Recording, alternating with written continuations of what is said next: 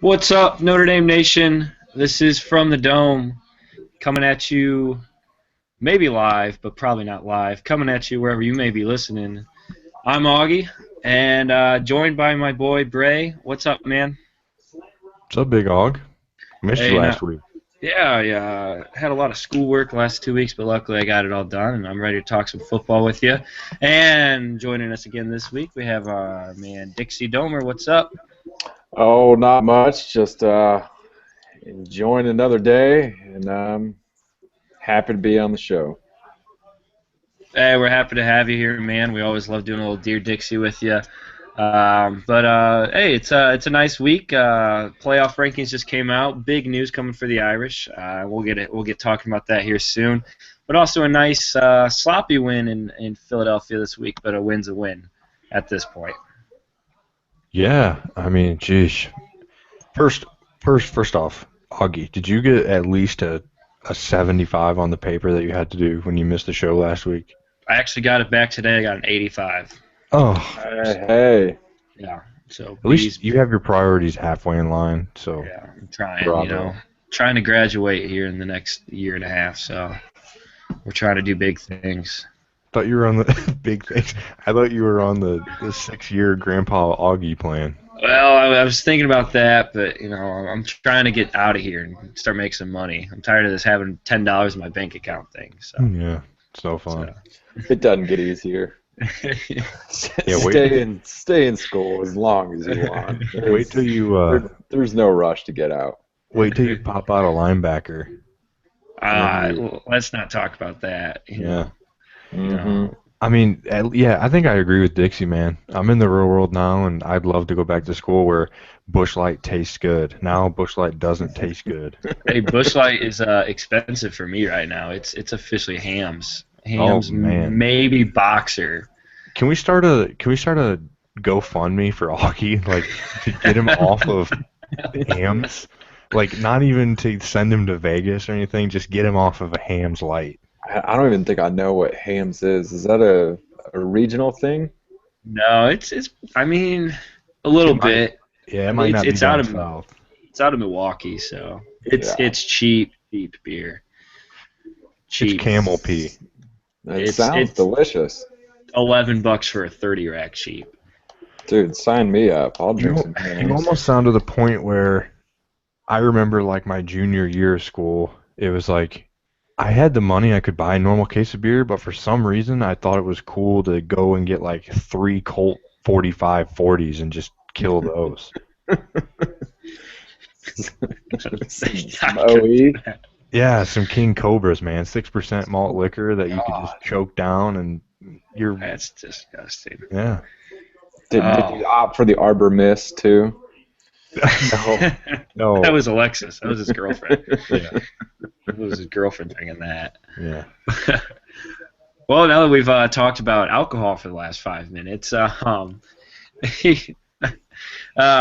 you got me thirsty, man. I'm telling you what. I might have to head to the fridge here in a second, but Yeah. um, Get your hams. give me a Hams. I wish I had some. Hey, but Bray, I just want to get a real quick what you thought about this last game, this last week. Um, it was sloppy. I mean, you said it right. Very, very sloppy. Red zone issues, man. I just don't. I don't. I'm not a coach. I don't know. I mean, I can't sit here and dissect that, but it does kind of suck. It seems like, under the Brian Kelly era, we've never been, in red zone. But here's the thing with it. I never really noticed it until last week. I mean, we've been turning the ball over a lot, and I think we have 11, which leads the country the last year or whatever, and which is abysmal and something that you never want to happen. But until the last game, I guess I never really noticed that under Brian Kelly, we've been god awful in the red zone. And maybe I don't know if that's good or bad, but we're probably because we just throw the ball to Will Fuller for 65 yards every time. But yeah, I mean, red zone really a big issue. The one interception I would say was not Kaiser's fault. I thought Will could have came back to that ball and made a better play. But the first one was just atrocious. I mean, good lord. But I guess all in all, I thought honestly Temple surprised me. I mean, I went out and said we were going to win 54-10. I was just a little off there. Um, not by much, but off by a little, and they surprised me a little bit. I guess I don't know if Notre Dame just played poorly. I think there were times where they did, definitely, especially in the red zone. But I thought Temple as a whole kind of surprised me. I thought their defense was really actually pretty good. Really Kaiser was really our only like go-to kind of like wow player. I mean, he really flashed in the running game, which was good. He was the entire offense. He was. Which, I mean, like I'm right there with you. I think Temple opened up a whole lot of people's eyes. I mean, I heard someone else say this. You take out the name Temple and substitute it with a regular team that you consistently hear about that's in the top 25, or a traditional powerhouse, and you're happy to walk away with that win. Right. I mean, they were playing fired up. I mean, they had the refs on their damn side. There was a whole bunch of calls that didn't go our way. But you always go into every game hoping that, all right, the game plan is going to be balanced. It's going to be a solid mix of passing and running. You just want to see like that Texas game over and over again. And as the season gets deeper and deeper, and there's more at risk every game, although it's not pretty and it's not what you want, you kind of have to accept, like, all right, if our only shot at winning this game is Kaiser just taking control of everything and doing everything, then hey, man, fine. It certainly doesn't help the stats or anything, but hey, at this point, when we're ranked 5th right now, and probably if we win at Pitt, are going to hop into the top 4 this weekend with Alabama, LSU playing. You got to take whatever you can get. Granted, a lot of stuff still needs to be cleaned up, though. Holy cow! I mean, you said it exactly right. How are we 5th? I think we're going to get into that in a second, but I thought you brought up a decent point with, it was not pretty against Temple, but I mean, we in the AP poll, this is before the college football playoff poll came out tonight, which the show could not have been timed any better, by the way. So, Augie, you get credit. I'll just give you credit. How about that? So before that, we had moved up 2 spots, I believe, in the AP poll, and everyone is sitting here worried about what we could have done or what we should have done. And this is Notre Dame. We should beat Temple by this. Yeah, you're probably right, but Temple did open eyes to people, I believe, and you're exactly right. If that said USC on their jersey, or that said, I don't know, even IU, right? I mean, it's a lot different, I guess, when you put it in that perspective. And I thought Temple was very good. Honestly, I did. And offensively, I'm glad their quarterback started running late, because it just did not seem like we were ready for that at all. But another thing, I mean, we haven't played a complete game. Notre Dame it doesn't feel like we've put all 4 quarters together on both sides of the ball on special teams. And, man, when we can do that, I bet you I think we're top 5 team. I mean, that's great. I'm a little surprised by that. But put a whole game together and see what happens. I mean, we didn't put a whole game together against Clemson, and we lost by 2 in a hurricane and turned the ball over 4 times. I mean, seriously. I just don't. People in there. I get it. I do, because I believe the same thing. But I guess I'm not taking that hardline approach this year. That this is Notre Dame. We beat Temple by 30, no matter what their ranking. I just can't. I can't take that stance this year. I agree with you. I mean, Temple. You hit on it. Temple came out and surprised people, and I think I kind of had a feeling this was going to happen. I mean, you're playing on the road. It's a team that has College game day coming in for the first time probably ever. And, Notre Dame is used to this kind of thing. Temple's not. They were fired up. They came out. And Notre Dame kind of came out to a nice start, but, a lot of mistakes and a lot of penalties, and 2 red zone interceptions, whatnot. I mean, but the way I look at it is I'm not disappointed with how the way Saturday went. It's a win against a top 25 team. I don't care what the name on the jersey says. On the road, against a pretty hostile environment, a lot of things didn't go our way, and we came out ahead. So I think that's the best way to wrap up Saturday. Yeah, and I just came across a red zone stat I want to throw at you guys, and it's kind of hitting on my Brian Kelly red zone. I mean, in 2010 when we took over, we were 87th in red zone touchdown percentage. Okay, in 2011, a very respectable 28th. 2012, we were 112th. That was the year we went to the national championship. We were Mm-hmm. 112th. 2013 with Tommy Reese Noodle on, we were 100th. 2014, we were 45th last year.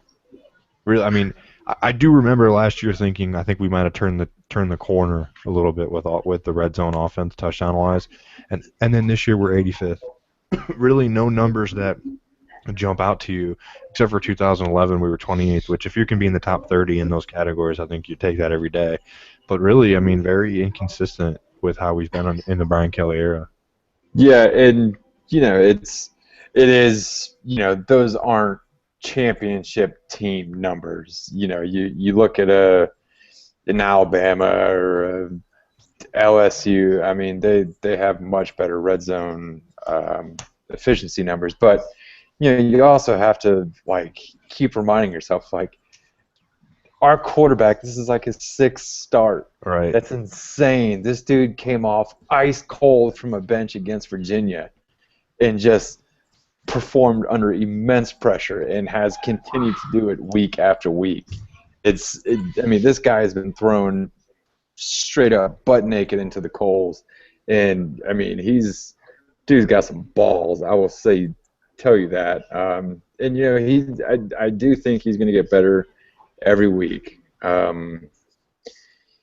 Yeah, I mean, it's bright future. He is getting better every week, though. I mean, you just see it. You see it in Yeah. him. He's more every week. He seems more mature and confident back there. I And mean, so, 2 weeks ago we weren't thinking that he'd have however many rushing yards he had last weekend. I mean, no way I would have thought that. No. yeah, I mean, we were even nervous when he was running the ball. Yeah, I mean, I literally even said Kaiser's not going to kill you in the read option. And what did he do last weekend? He killed them in the read option. I thought he was more of a scramble, extend a play runner better, than he's totally surprised me. I mean, very impressive runs. Really, there were a ton of things against Temple that you scratch your head about. But the great thing is we were able and made plays when we needed to. On the road, Kaiser stepped up, big touchdown pass at the end of the game, and that kind of leads into Notre Dame has 13 fourth quarter comebacks under Brian Kelly, which is the most in college football since 2010. Now, I don't know what that means. I don't know if I guess just Notre Dame fan, ND Nation just has heart attacks every week or what. But, I mean, that's impressive. I mean, when the game's on the line, you can depend. I mean, seriously, how many times has Brian Kelly coached a freshman or a redshirt freshman quarterback, and then we throw that stat at you? It's pretty impressive to me when you think about it like that. Yeah, it sucks to be in those positions of we have to make a rally to win this game, but I mean, this is college football. It's crazy. You see teams drop week after week after week, and the fact that these guys have, it's such a cliche, like, oh, the mental toughness, but it really comes into play during those moments. It's like they do not have we're done for, go ahead and chalk us one up to a loss attitude. They never stop believing, and that is huge.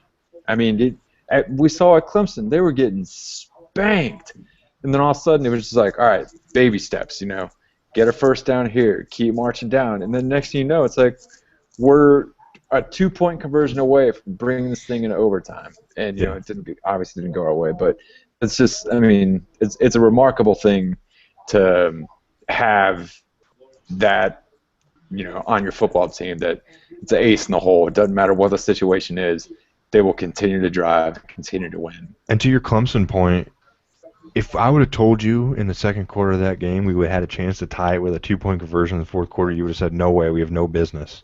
No. That's a testament to the team, and I love it. It's great. I will never watch a game and just think we're done. We're completely done. I won't. I guess keeping rolling here with good things from Temple, right? I mean, we did win after all. Dixie, I saw you pointed out we ended our game day losing streak. Thank God. And we improved We improved to 16-0 on Halloween. Come on, let's go. Yep. Yeah. You can't ask for more than that because there's maybe I haven't checked the lineup for the Thanksgiving Day or Thanksgiving weekend games when we play Stanford. But if we went out and if Stanford keeps winning out, I mean, there's a potential for game day right there. So, it's good to get that monkey off our back and wipe the slate clean of this losing streak. Yeah. Absolutely. Well, Dixie, what do you say we move on here to a little Dear Dixie tweets if you have any for us this week? Yeah, I got a few. Let's see. Packy P at Packy P sent in a couple. First one is Dear Dixie, where Notre Dame played good football against Pitt for once. I do like the fact that this is a noon game and not a primetime game. I think it would be a much different story if it were a primetime game, just because I'm sick of primetime games. But it's Pitt. They, for whatever reason, I have no idea why. They always play us tough, and Narduzzi is, he knows about Notre Dame. It sucks that Shoemate is out for the first half, especially when I saw what Barati did when he came in. It was complete whiff. Like, he did not even try. I was just, I was literally watching the replay, just going like, he just like walked by him, thinking like, well, let me just stick my arm out real fast, maybe I'll stop him. And it's like, oh my God, that's not good. It was atrocious. It was really bad. But I think this number 5 ranking, as much as Brian Kelly wants to say like, oh yeah, we don't pay attention to it. There's no way you can't pay attention to it. I mean, it's everywhere. It's going to be all the talk, across all the channels. I think that just gave those guys like a holy shit. We're really in this thing. Like, we can really do this. We got to tighten all this stuff up. Right. So I do feel that they're going to come out, kind of guns blazing. Pitt's got a solid D, but I do like our chances, and I do think we're going to play some better football. Next one is, Dear Dixie, can you fix Notre Dame's red zone offense? If they're in the market for a 32-year-old, 250-pound fullback with some bum knees and a broken back, maybe. But man, I wish I could. How tall am I? We don't 6 need foot 6'1". Okay, so we don't need a 5'5", 250-pound guy going there. 6 foot 6'1" sounds a lot better. Yeah. I mean, like, I think I could maybe, I'd be good for a play. Like, put me in on the game winner. I'd have enough energy to just like go in, crap my pants, put everything on the line, and then be hurling on the sidelines for the next week. I'm good for one play. So if you're ever in the spot, Notre Dame, where you need an overage, kind of fat dude, I'm your man. I have full confidence. I'm really pissed off on game days, so yeah, maybe. Get the Twitter campaign going now. Get Dixie on the field. Yeah, that'd be there's no way I could fit in those uniforms, man. Like, it would be so. Come on, if Louis Nix could fit in those uniforms, I think you could.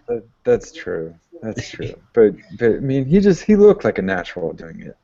I don't. Yeah, at least he looked fluid and athletic. I mean, no offense, I don't know. I've never seen you like throw a football. No, you're pretty spot on. I don't know. I think that beard would look pretty cool coming under a gold helmet. I would love it. It's one of those things I've fantasized about since I was about 4. So, I mean, what if we gave you like an 8-month heads up and you could grow red dreads coming Oh, up. I would do it. I would do it. Like a ginger predator. Yeah. That sounds good. And I actually think I might have like a year of eligibility left. Like one. One's all that matters, right? You only need That's one right. play. Just one play. Let's let's redo this Rudy thing over again. All right, moving on. At ND Irish Wonder, dear Dixie, do you think David Grimes is still pissed he didn't get that touchdown call at Stanford and was taking it out on BK on the sideline? Man, that he did get robbed of that touchdown. He laid it all out on the line. It was clear as day that was a touchdown against Stanford quite a few years back. But yeah, that was a interesting little exchange. I have no issues about it. That's football, and Brian Kelly's the boss, and he owns that sideline, and he's a grad assistant. He should know his place on in the pecking order, and you can't do that, especially with the way that game was being controlled. Then their flags are being tossed all over the place in Temple's favor. Absolutely, Brian Kelly should have done that. Another one from at ND Irish Wonder, what the F happened to your toe? I tweeted out a picture. My daughter was kind of in a rile mood today. She was crying. She's teething and all, So I don't know if anyone's a fan of Walking Dead. My wife started drawing like JSS all over me, just survive somehow. So it's kind of a rough day. And she wrote it on my leg, and I tweeted out a picture. She'd been writing this all over me. And then my toe is obviously in the picture. So on Saturday, I'm trying to watch the game. My neighbor comes to my house. Harper, my daughter, is asleep. She's in her stroller in the house. He knocks on my door to give me something I left at his house. Dog starts barking, going crazy. Wakes the baby up. My wife's upstairs in the shower. The little dog gets out, so I'm barefoot running down the street chasing him down, and I somehow stub my toe on the concrete and kind of broke my toenail off, and it was gross, but it was just dumb. we should have prefaced hey, maybe I have a year of eligibility with that story, because that's probably not going to happen. But you're gonna need a medical red shirt because of that. Yeah, it's turf toe, man. It's turf toe. See, the funny thing is you had me interested. I missed the picture. I was busy earlier this evening, and it looks like that picture, like you didn't really mean for your foot to be in it, but there it is, and then boom, big Band-Aid over the toe. My wife says that I have the biggest big toe in all of the world, and I will say it is pretty massive. As she's looking at it right now. Yeah. I was trying to find a way to put it up to the camera, but then I realized this is an audio-only show, so I was like, what good is that going to do to the viewers? I mean, if you got it up here, I'd just post it like a 5-second clip. Oh, dude, we're doing this. We're doing this. Wait, do you want to see the bandaged toe or the non-bandaged toe? Oh man, does it matter? Oh, we're doing this. Oh. Oh my god. It's huge, dude. What is... I gotta take you off my screen. Oh man, that looks like what's that island off of Africa? Madagascar. Yeah, there you go. Oh man, this train is off the rails. Okay. Moving on. One from @GoIrish1983. He is probably my favorite caller on the ND Fan Radio. He is like a true hillbilly, and I mean that in the best way possible. Like just true, just really strong-spirited Southern dude who loves Notre Dame football. Why can't everybody be happy about number 5? I have no idea. Who the hell would complain about being number 5? That's my answer. I mean, what would you rather be 10th? I mean, but I'm not sure. And whoever is complaining about that, just stop. Don't Fly kite. Yeah, go exactly. Go fly a kite. And then the last one from @Indy Irish Wonder. Company Christmas party is in November during a Indy. Oh, this is Bray's company Christmas party is in November during a Notre Dame game. Is that legal? Ooh. I don't know. Who the hell do you work for? Well, I work for an overhead crane company. I'm an outside sales rep, and it's not my choice. It's not my choice, but I have to go. I've missed like the last 2 company functions for Notre Dame football, and one of them being going to Clemson. So, it's gonna be my first home game I've missed in like 6 years. I'm not happy about it. Oh, so this is during the Wake Forest game. Yes. Ooh. Yes. It's brutal, Wow. but I did the right thing, and I'm gonna go to my work thing, just tough it out, and I gave my tickets to a customer that his son just like had brain cancer and had just had his last surgery, and everything's looking great, and I think he's been one time if he has ever been, but he was young and doesn't remember. He's like a 9-year-old kid, so I heard that and I took the tickets over to him, and I figured, hey, good reason, why not, right? Wow. Yeah, solid move there, dude. That's wow. Good job, man. That's if I had an award, I would definitely give it to you. The weekly like, hey, do something good award. I'm gonna name it the weekly do something good award. Goes to Bray this week. Awesome. For doing something solid. But yeah, that wraps it up for Dear Dixie. So appreciate y'all chiming in. Keep rolling in, and we'll continue to have fun with it. And maybe next week I can include some other embarrassing body part of mine. And Whoa. Wait, maybe we'll make it a video show. First you're embarrassed, right? It's you, man. You can't be embarrassed. I don't want to know what embarrassing body part comes next. Who knows where that's going? So. Neither do I. But yes, get in your Dear Dixie tweets at #Dear Dixie. Let's get some more this week. So let's move on here, gentlemen. Dixie, I think you're going to stay with us here for a little bit in this discussion. Then you're going to head out. Yep. So let's talk this college football playoff ranking. Came out about 7 o'clock today, I believe, as we record here at 10 o'clock. Thanks to Bray. But Notre Dame comes in at 5, which I think is very surprising to a lot of people. I know I was surprised when I saw that Notre Dame was not up to the top 6. I thought, well, are we not even in? Like, we get kicked out? I'm thrilled. What are you guys' first impressions of coming in at 5? You can go ahead. I couldn't be happier. I mean, I was really expecting them to be, pretty similar to the AP poll. I thought 7 through 10 would have been, I would have been happy with that. When I saw 5 come across my screen, that was intense. And there's a whole lot of pissed off people right now, and I love it. Everyone hates Notre Dame, and it just gets so amplified this time of year.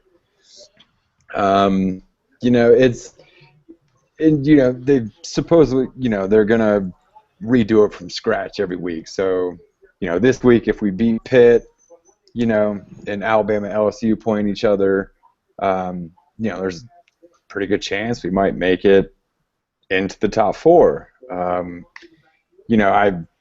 The Clemson-Florida State game is a big game this weekend just because Clemson needs to win for us to keep keep our chances alive, because I do not think a one-loss Clemson is going to get left out if we win out.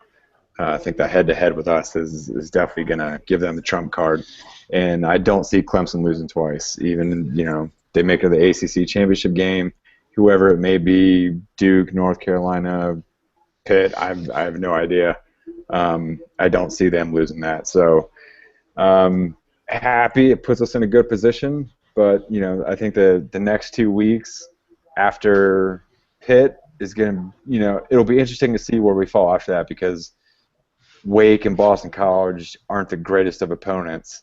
And other teams, like Baylor and TCU and Oklahoma and all the people that are also on the outside have some pretty strong games going on that week. So, if they beat up on each other, great, that helps us. But, if one of those teams just starts beating up on all the other ones, maybe we get jumped during that 2 week span. And then Stanford obviously has to win out, and that game is essentially our play-in game if everything goes well.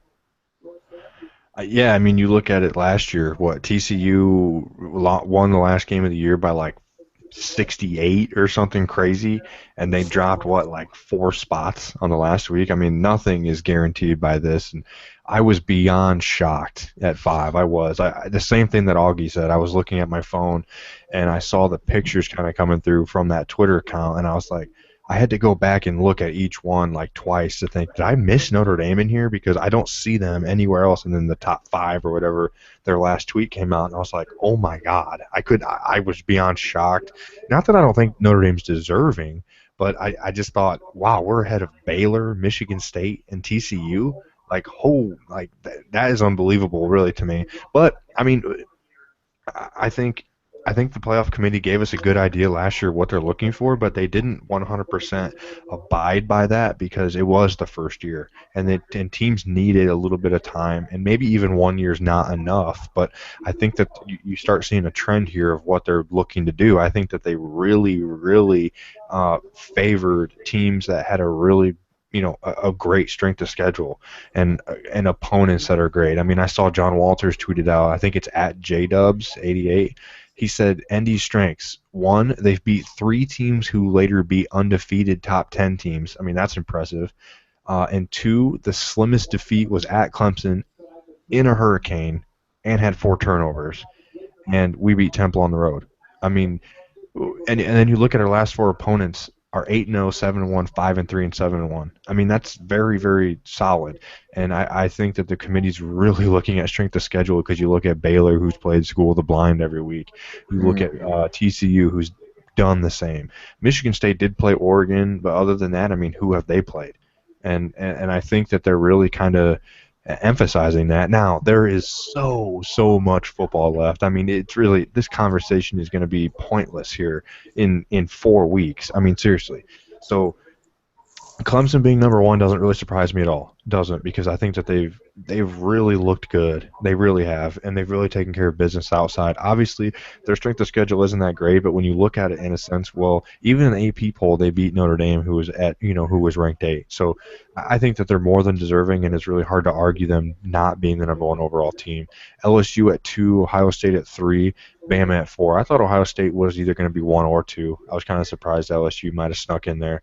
But I mean, after that, I mean, I like I said, I'm surprised Notre Dame was 5, and I thought they were going to be at between 9 and 12, because just thinking of last year, well, we lost to Florida State, and I thought we were going to be ranked higher initially because of that loss, and then I was thinking this year, well, we lost to Clemson, so I'm kind of comparing it to that, and I thought we would be in the 9 to 12 range, and I mean, I'm going to take it, but like you said, if they start over every week, I mean, if we don't take care of business, and now is more important than ever, I mean, we have to beat teams. Like, we have to beat Pitt, and it has to be like, it can't really be a fourth quarter comeback, can it? I mean, was Pitt ranked, and are they a solid team? Yes, but we can't have a fourth quarter comeback against Wake and Boston College. We have to put those teams away. We have to, because like you said, other teams have huge matchups those weeks, and we could easily get jumped like a TCU did last year. So to me, really, it means nothing but holy cow, we are in the driver's seat. We take care of business like we can.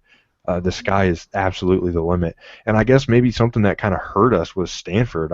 They're ranked 11, and yeah, they're ranked 11. That's probably about where we probably thought they'd be, and I think that they're really counting that Northwestern loss against them.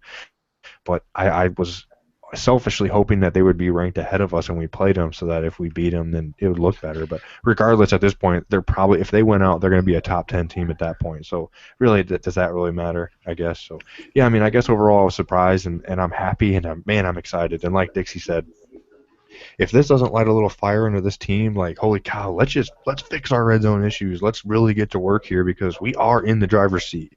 I mean, it is not handed to us, but we control our own destiny, and we have a loss, and not many teams are going to be able to say that. So, Augie, I don't know if you have any thoughts.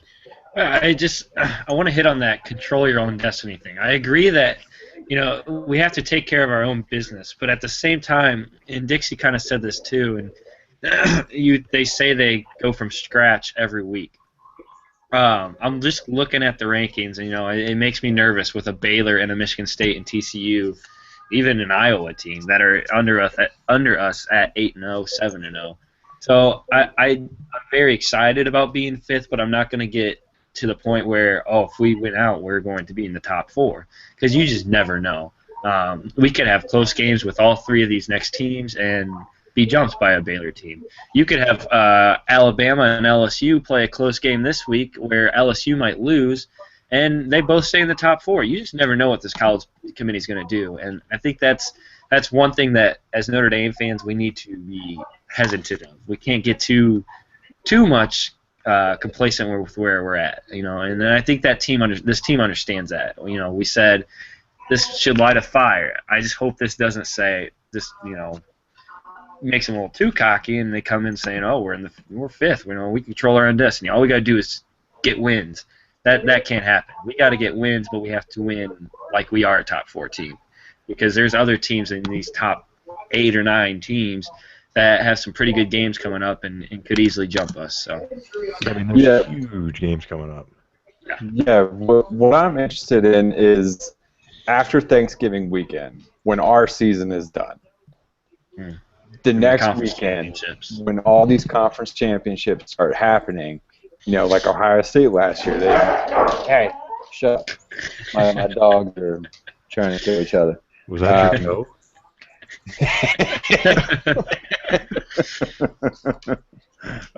Yeah, the wolf is fighting with my toe right now. Like we saw last year with Ohio State taking Wisconsin in the woodshed, and then it's like, oh, well, Ohio State's in the playoff. I know Notre Dame fans always say, there's no way they'd keep an undefeated Notre Dame team out of the playoff. And that's a different story. A one-loss team with so many other talented teams across the country is a different story. It's really, those are the final rankings that I'm interested to see. If everything plays out in Notre Dame's favor, if we win the rest of our games, because you also have to look at it from the business side of things. Is Notre Dame in the playoff would generate massive amounts of money. I mean, those will be sold out stadiums, regardless. They don't include that as a factor, but it's in the back of their heads. Memphis, yeah, they beat Ole Miss, which beat Alabama, and a lot of people think they got hosed, but it's like, okay, say Memphis gets to the playoff, is that really going to be an exciting game to watch? Is that really going to generate a lot of revenue? Is Memphis fans going to pack the stadium? No, Notre Dame is fantastic as a brand, and I think that gets us a long way, but it's really going to be interesting if we win out and say we get left out. Like, how does that shape Notre Dame moving forward? Is it like, oh, well, maybe we need to reevaluate some things? I don't know. A lot of football left to be played, and like I said, like everyone said so far, this week 1, great, we're number 5, but it really doesn't mean anything because this is all going to change. Yeah, I mean, if you looked at the top four right now, I mean, like I said, it's Clemson, LSU, Ohio State, and Alabama. I guess if you had to pick a team in there, as far as wow, if the playoff was today, right? Which one of those teams would you kind of say, kind of be kind of surprised? I guess is in one of those spots. Well, You can go go ahead, ahead. Bray. I mean, I think all four of those teams are pretty deserving. LSU has some, solid win over Florida. I mean, the only And team in there that has a loss is Alabama. So right, and I know that's kind of questionable because they lost to Ole Miss and at home. And the other interesting thing is, remember, LSU did not play that first game of the season. So even if they make it to the championship game and win, they will have 12 games on their schedule. Notre Dame has 12 games on their schedule. So, these are some things to look forward to. But, if it were to be played right now, if there was one team that, maybe shouldn't be in, maybe it's Alabama. Maybe I'd throw in a TCU or a Baylor. But I think it's a pretty fair first ranking. Yeah, I would agree. I mean, I would agree absolutely. The only team I could see maybe not being there is Alabama, and you have to go with a Baylor or TCU in there instead. I would think, but like we said, you got two of the top four playing after the first week. So I mean, sitting here talking about this and what is, I mean, we have no idea what could happen. So I mean, you just what it comes down to right now is, and we said this last year when it came out on the first week and we were ranked number 10 and everybody was freaking out that we should be higher and all this stuff. And I said it from the start. You got to go and take your own business first.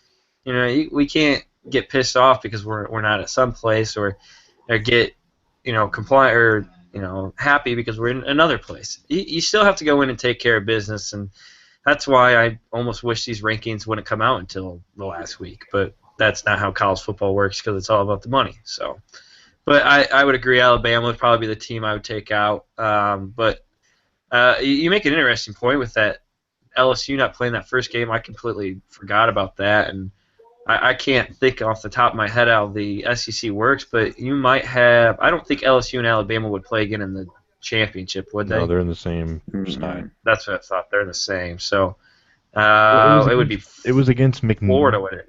State. I mean, does that really count? But still, I mean, it's. I don't know. I don't know. I guess, but I feel like if they only won that game by 14, it'd be held more against them than not even playing it. yeah, Yeah, I agree. But yeah, it's you can go back and forth all day on this. It's and you'll never truly find the right formula for this. And I do think it'll eventually get to 8, and then then it's a completely different sport in that point. You know what? It should be Toledo. I take that back. Toledo at 24 and Houston at 25 should be in the top 4. Both undefeated teams. Maction, let's go. There you go. I know. There's some action going on behind me right now. And, Yeah, Tuesday night Maction started tonight. Yeah.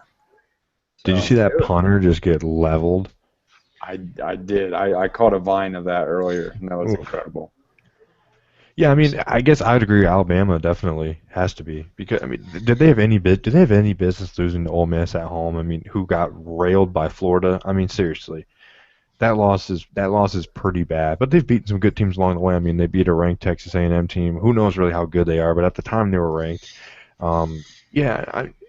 It's hard not to throw a Baylor or a TCU in there on that 4th spot over them. And I guess the only argument that I would have is that, hey, they haven't played anybody. They've played School of the Blind the whole time, but they really took care of business. I mean, they scored they averaged 60 points a game, Baylor, and it's like they're doing what they're supposed to do. So can you hold it that much against them that they don't play anybody? It looks like the committee's doing that. So it's very interesting moving forward, and man, it's going to be a really fun finish of the season. I'm really looking forward to it. Yeah. Yeah, it really makes you excited for the rest of the season. So um, it really does. But Dixie, I'm sure you're trying to probably head out here soon. So Yeah. we'll let you go. We'll just remind everybody you can get to Dixie at Dixie_Domer, correct? Yep. That's it. And hashtag Dear Dixie tweets. So, Dixie, we will see you next week, sir. All right, sounds good, y'all. Y'all behave.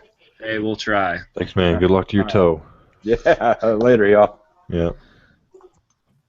Thanks to Dixie for joining us as always. Stayed on a little longer this week to talk because he wanted to talk a little bit with us, and we always welcome that.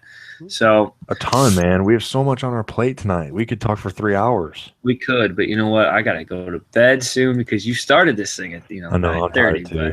I do want to. I want to hit briefly. I do want to talk about the Grimes situation. I don't know if you saw it or what you thought. I mean, do you have any initial? I didn't see it live. I didn't see the whole thing, and I don't. I just saw the pictures and heard a little bit about it. I'm not sure if he was yelling at referees or whatnot. Yeah. But either way, the way the game had been going, and if he had been yelling at referees, as a referee, I would completely not. I have no problem with what I'm saying. As a referee of a student grad assistant, which would be equivalent to in a high school game, like the water boy yelling at me, I would probably not be a very happy person on that sideline. I'm probably gonna, I hate to say this as an official, but if you start yelling at me as a coach or as a stupid fan, I'm not going to look to give you calls. And that might sound weird. I'm not saying I don't give you calls or I make calls for the other team, but on that close call, that close could it be a block in the back? That close, was he holding? I'm probably going to err on the side of, well, you've been being a jackass to me all day. No, you're not getting that call. So Brian Kelly controlling his sideline and getting in David Grimes' face, I have no problem with it. I think Brian Kelly was probably fired up at the time, was pissed off that he was talking, and took care of it. And you know what? He's the boss. He gets to do that. And everyone making a big deal about it. It's just you don't know what goes on a football sideline. 98% of you, I'm sure, especially a college football sideline. I've been on many on football sidelines. I hear the language. I hear how coaches talk to each other. Trust me, it goes on more than you think. This just got a little more physical than it should have. Brian came out, said it was no big deal. I don't even think David Grimes has come out and said anything. I haven't even paid attention, but he should. Yeah, he shouldn't. Absolutely. But I will say David Grimes is the most popularity he's gotten in 4 years, so he probably should just take it and love it. So, but I mean, those are my quick thoughts on it. I think it's not a big deal at all. No, I agree. And I think everybody that's bashing Brian Kelly and wanting this and wanting that and violence, and it's like you just said, you have no clue what's going on sidelines. You just have no idea. And at that point in the game, it was actually a pretty critical drive. Now, I did not rewatch the game, and I didn't really I don't want to say my vision was foggy during the game, but I probably wasn't all there. So I don't remember for sure if we scored on that drive or not. Now, if we did, or even if we didn't, I mean, how big would a 15-yard unsportsmanlike penalty be on the sideline? Like, are you serious? If I guarantee you, if Brian Kelly would not have done that or taken care of that, and we would have had a sideline infraction or whatever you want to call it, and we got a 15-yard penalty when we're on offense, the world will be going crazy that Brian Kelly has zero control over his sidelines. Now, do I think he might have went a little far with the way he went about it? Probably, but who cares? I mean, they're grown men. Be a man. And what was going on was Grimes was obviously had been on these refs, right? I mean, this isn't just I said one thing and Brian Kelly flipped. You saw Longo, who was right there next to him. You saw him holding him back originally before Brian Kelly went over there. So there was something going on there where Grimes just for some reason had a bunch to say to this guy. Now, whether he was right or wrong, it doesn't matter. How much of an idiot would David Grimes feel is if we lost that game because of that 15-yard penalty, we didn't move the ball where we needed to, or whatever may have happened, right? So seriously, it's a football field. You're a grown man. You're a tough-minded individual. Yeah, Brian Kelly might have went a little far, but who cares? I mean, seriously. And like I said, it goes on all the time. You just don't see it. Coaches get in each other's faces a lot. You see it a lot. I think you see it a lot in the NFL. You have a lot of testosterone on that sideline, and in a game that was prime time against and it wasn't going our way. I mean, I have no problem with. I don't. Yeah, he might have won a little over line, but you got to do what you got to do. I mean, I've seen coaches sprint from 125 to the other 25 because I got a guy, a dumbass down here yelling at me. Because most head coaches get it. They understand that head coaches can yell. They can argue. The other irrelevant people cannot. And I see it a lot in baseball too. So yeah, I have no problem. The only person that should be talking to an official is a head coach. It's actually technically a rule in just at least in baseball for sure, and I'm pretty sure in football as well. Yeah, I mean, seriously, what is a GA in strength and conditioning doing yelling at a referee? I mean, just think of your role for a second. Exactly. I don't care how much college football you've played. I don't care if you're the president. Right. I mean, that's what a lot of people don't understand. They don't understand that Brian Kelly was doing what he did to keep his team from being hurt. Exactly. So, I mean, a lot of people, a lot of hate. Brian Kelly should be suspended. I mean, seriously. Do you see what these kids are doing to each other on the football field? I mean, we have 300-pound guys going 100 mile an hour at each other, and we're worried about Brian Kelly with a little shove on the sideline. I mean, look, come on. It's a tad little ridiculous, but I mean, it's typical. I don't want to say ignorant people because that's a little too much, but it's just people that don't know. They've never been there. They don't. And I mean, I think we have pretty good insight on this. Me being an official and you played, and we both have a lot of background in high school sports, and me and some college baseball. I mean, we know how sports goes, and we know that things are going to happen, and something happened. So most of it, honestly, is like, no offense, and this is going to sound really bad, but it's women who sit behind a desk that have zero clue that are saying most of this, right? I mean, it's someone's mom that's like, I wouldn't want that done to my kid, right? And look, I don't mean that in any derogatory sense. My mother knows more about the NFL than I guarantee you 99% of our audience. I promise you she does. She wins thousands of dollars in fantasy football every week and blows my mind, okay? So that is no knock on women whatsoever. But if you read these articles, it's like, okay, this chick's been writing about football for 3 years and she's throwing out this hot take. It's like, get out of here. Mm-hmm. Exactly. So I just don't think there's not a whole lot to talk about on the issue. It's just not a big deal. And I was going through Bleacher Report, and it's just, Brian Kelly says he's not going to publicly apologize. I'm like, what the? Why? It is an internal issue. It is not even a public issue. If it was an issue, so that's the thing that pisses me off. But I saw somebody comparing it to someone that had been convicted on domestic violence, and I'm like, and this is what's wrong with our world. But anyway, I'm gonna stop before I start ranting, and then it's gonna get ugly, and I'm gonna start throwing curse words like I was before the show out at my roommates. So, but we do go into Pitt this week, a top 25 team. Yeah, a top 25 team. I don't know why I blanked on that. Not anymore. They lost last week. That's right. I knew they weren't, and then I started saying that. I was like, yeah. So not a top 25 team, but a team that has been in the top 25. We'll go with that.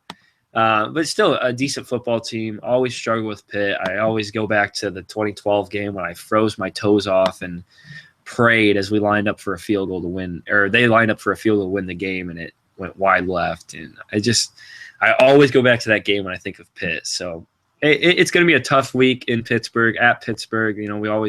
Heinz Field is always kind of a little more up for us. I don't know how it'll be this week. And Dixie said he loves a noon start. Dixie, I didn't even get to say anything to you. I absolutely disagree. This is where my rant's going to come in. Noon starts are what is wrong with college football, my friends. When there's a noon start, you got to wake up at 6 a.m. to tailgate, and it's awful. Ball State played at 1 this week. I was up at 8. I missed tailgate for 2 hours. That's ridiculous. no college football game should start before 1:30. End of rant. But I guess I'll roll over in bed and turn on the TV this week. Yeah, I mean, I don't think Noon starts aren't good. Don't even agree. they don't. I mean, they're not, but it's nice waking up and watching football at noon all day, I guess. But when your team plays, here's my worry. Okay, first to Dixie's point. I understand his point as far as not being a primetime game because maybe there's something going on with these late games with us because we just never seem ready to play, right? So maybe waking up early and getting it out of the way it could be good, right? So I understand his point, but I look, I don't mind watching NC State and Syracuse play at noon until Notre Dame plays at 3:30, right? But when it's your own team, this is my worry, okay? It's like, God, Pitt just gives Notre Dame fits, right? All the time. It just never ends. They have our number. Their uniforms are identical, right? It's just like consistently they have us. And my worry is, God, it's noon. We just lost. Okay, now it's 2:30, 3 o'clock. I have all day. I have to just soak in my misery and just be mad all day. At least in an 8 o'clock game, I can like be hammered drunk and like go to sleep right after and just not think about it. But starting at 2:30, 3 o'clock as we lose the game, it's like all day long. I'm just a horrible person to be around, and it's not fair to my family. It's not fair to my fiance. But that's the way I am, and that's what's going to happen. That's my fear. So outlaw noon starts because husbands and friends get pissed off when their teams lose, and they're drunk all day, and that's when things go wrong. All day, man. I mean, that's take it to the Supreme Court. Do what you got to do. No college football before 1:30. I was always a firm believer in the fact that, I mean, if your team's playing at noon, there's a reason. And it's like Notre Dame hasn't played at noon in 4 years, other than a bowl game, I guess. Right. But it's like there's a reason your teams are playing. There's a reason Nebraska is playing at noon every week. You know, it's just like it's the Big Ten's primetime slot. What are you talking about? Yeah. It ticks me off. I mean, I understand Dixie's point. I do, but yeah. I don't. I mean, I barely wake up for game day. I got to somehow get up and get some chips and salsa in me before 11:30. What? I mean, well, I'll call you around. I'll wake up at 8. I'll call you. We'll start drinking beer. We'll get on Skype or something. We'll start drinking beer, eating chips and salsa. Okay. We'll do that. Deal. But actually, no, I'll take that back. I think I'm going to go to IU this week and see the family. So I might be down there. Might watch a little IU Iowa football this weekend. Yeah, Iowa's pretty good. Yeah, but IU's not. So it'll be a very boring football game to watch. But IU 3 really good quarters with Michigan State and took Ohio State to the end. True.